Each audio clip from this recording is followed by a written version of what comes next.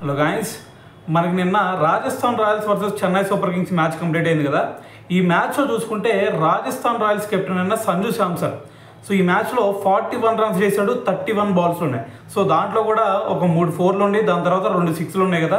అయితే ఈ 41 రన్స్తో ఒక రికార్డ్ క్రియేట్ చేశాడని చెప్పాలి. సో ఆ రికార్డ్ ఏంటంటే ఇప్పటి వరకు రాజస్థాన్ రాయల్స్ టీంలో ఏ ప్లేయర్ కూడా 4000 రన్స్ చేసిన బ్యాట్స్మెన్ ఎవరు కూడా లేరు. అయితే నిన్నటి మ్యాచ్తో మరి సంజు శాంసన్ ఆ రికార్డ్ని అయితే క్రియేట్ చేశాడని చెప్పాలి.